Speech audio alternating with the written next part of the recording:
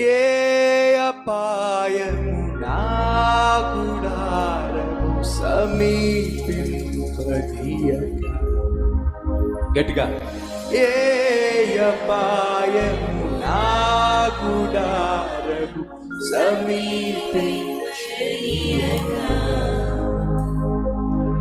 నా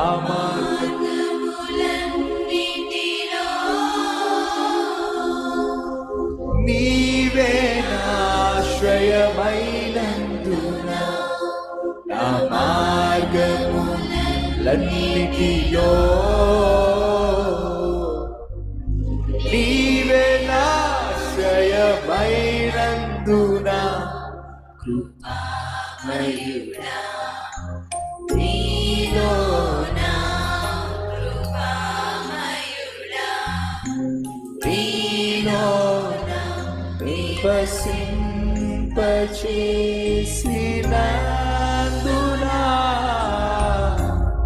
ఇదిగో నా స్తుతుల సింహాసనం నీలో నివసింపచేసినందునా ఇదిగో నా స్తుతుల సింహాసనం.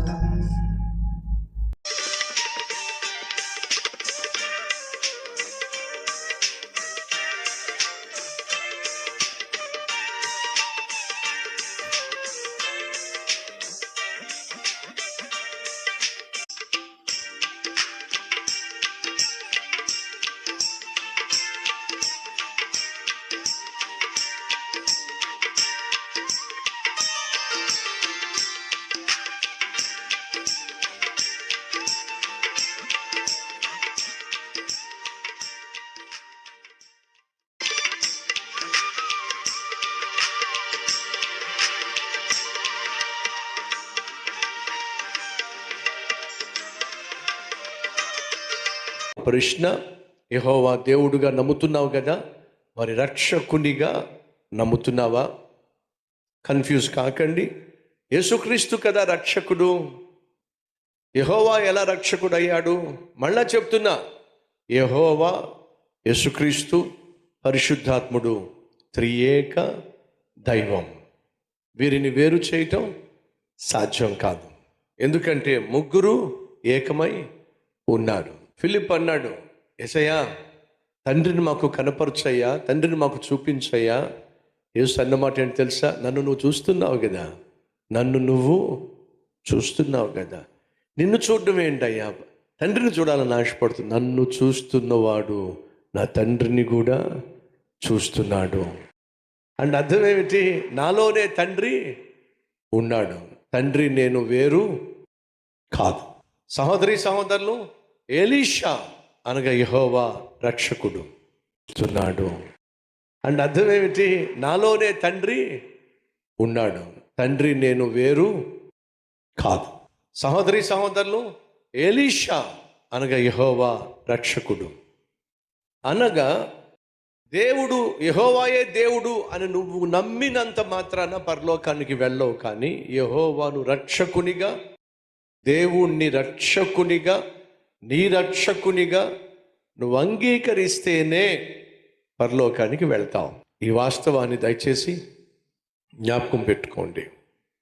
2, ఏలియా తన యాత్ర, తన పరిచర్య ముగించిన తర్వాత తనకంటూ కొనసాగింపు కావాలి తన పరిచర్య అనే విశ్వాసం ఉన్నప్పుడు దేవుడు ఏం చేశాడు? వెళ్ళు. ఎక్కడికి వెళ్ళమంట చెప్తారా?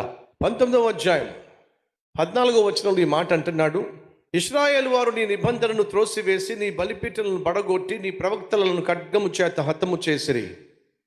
వింటున్నారా?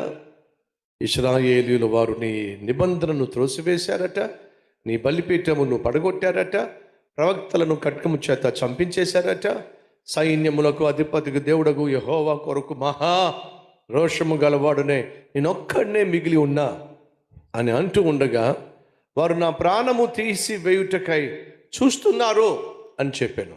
నేను ఒక్కనే రోషం కలిగి నీ కోసం జీవిస్తుంటే నన్ను కూడా చంపేయాలి అని చెప్పి అందరూ ప్రయత్నం చేస్తున్నారు. ప్రభువా, ఒకవేళ నేను చచ్చిపోయినట్లయితే, వాళ్ళు నన్ను చంపేసినట్లయితే నేను చేస్తున్న పరిచర్య ఆగిపోవడమేనా?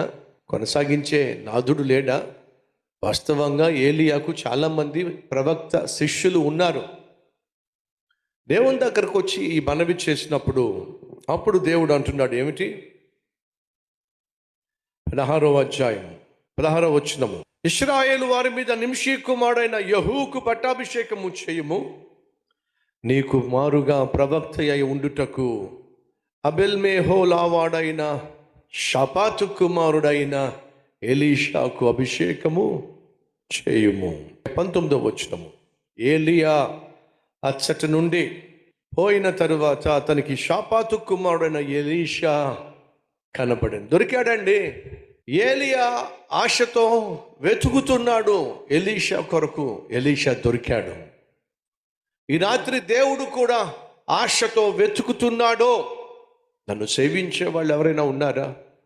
నా కోసం జీవించే వాళ్ళు ఎవరైనా ఉన్నారా? నా సేవ చేసే వాళ్ళు ఎవరైనా ఉన్నారా? నా పిలుపుకు లోబడే వాళ్ళు ఎవరైనా ఉన్నారా? ఇంజనీర్లు కావాలనే వాళ్ళు చాలామంది ఉన్నారు. డాక్టర్లు కావాలని ఆశించే వాళ్ళు చాలామంది ఉన్నారు. ఎంఎన్సి కంపెనీలో ఉద్యోగం కోసం ఆశించే వాళ్ళు చాలామంది ఉన్నారు.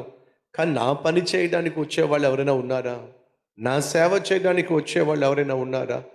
నా ప్రభుత్వంలో పనిచేసేవాళ్ళు, నా రాజ్యం కోసం సేవ చేసేవాళ్ళు, పనిచేసేవాళ్ళు ఎవరైనా ఉన్నారా? దేవుడు ప్రశ్నిస్తున్నాడు. ఒకవేళ నేను ఉన్నాను ప్రభువా అని ఈరోజు నువ్వు ప్రభువుకు ప్రార్థన చేస్తే ఆ ప్రభువు నిన్నే ఈ తరానికి, రాబోయే తరానికి అద్భుతమైన సాక్షిగా, సేవకునిగా నా దేవుడు వాడుకోవడానికి సిద్ధంగా ఉన్నాడు.